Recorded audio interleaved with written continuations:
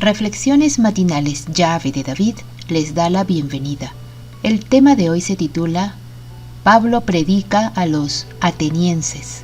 El texto a meditar lo encontramos en Hechos 17 versos 19 y 20 que dicen: Y tomándole, le trajeron al Areópago, diciendo: ¿Podremos saber qué es esta nueva enseñanza de que hablas? Pues traes a nuestros oídos cosas extrañas. Queremos, pues, saber qué quiere decir esto. Pablo se encontraba en Atenas, esperando a Silas y Timoteo.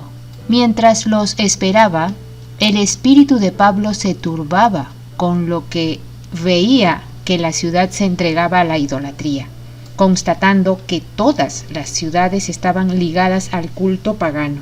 Este panorama podía provocar una tristeza mayor, pues mostraba el abismo que había entre el paganismo griego.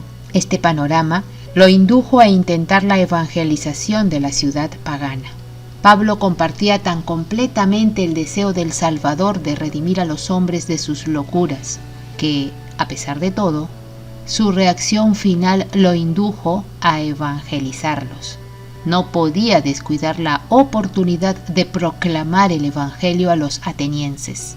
Pablo solo había podido esbozar el bosquejo de su mensaje.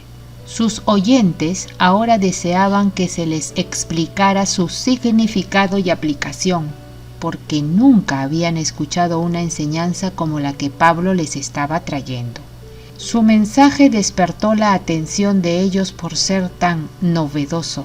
Lo que hizo el apóstol Pablo al encontrarse con los filósofos de Atenas encierra una lección para nosotros. Al presentar el evangelio ante el tribunal del Areópago, Pablo contestó a la lógica con la lógica, a la ciencia con la ciencia, a la filosofía con la filosofía. Los más sabios de sus oyentes quedaron atónitos. No podían rebatir las palabras de Pablo, pero este esfuerzo dio poco fruto. Escasos fueron los que aceptaron el evangelio. En lo sucesivo, Pablo adoptó un procedimiento diferente. Prescindió de complicados argumentos y discusiones teóricas, y con sencillez dirigió las miradas de hombres y mujeres al Mesías, el Salvador de los pecadores. Veamos a Pablo en Atenas frente al concilio del Areópago, cuando enfrentó la ciencia con la ciencia, la lógica con la lógica y la filosofía con la filosofía.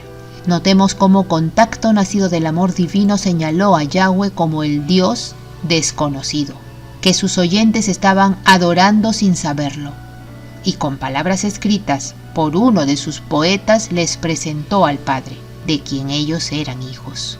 En una época cuando se daba tanto valor a las castas, cuando los derechos del hombre como tal eran totalmente desconocidos.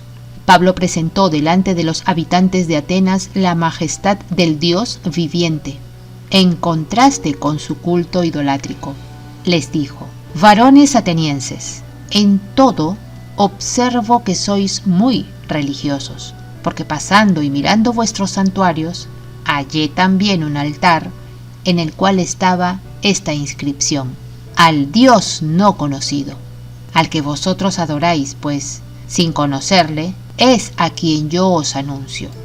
El Dios que hizo el mundo y todas las cosas que en él hay, siendo el Señor del cielo y de la tierra, no habita en templos hechos por manos humanas, ni es honrado por manos de hombres, como si necesitase de algo, pues Él es quien da a todos vida y aliento y todas las cosas.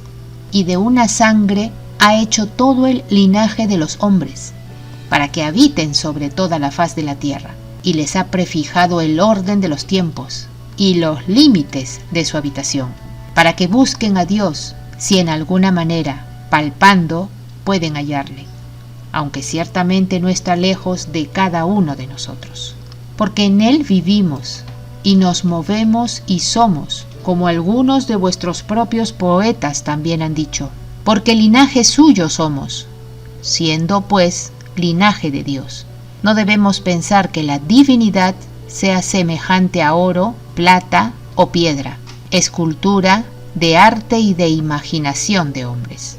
Los que tienen un verdadero conocimiento de Dios no se infatuarán con las leyes de la materia ni las operaciones de la naturaleza, al punto de pasar por alto o rehusar reconocer la continua operación de Dios en la naturaleza.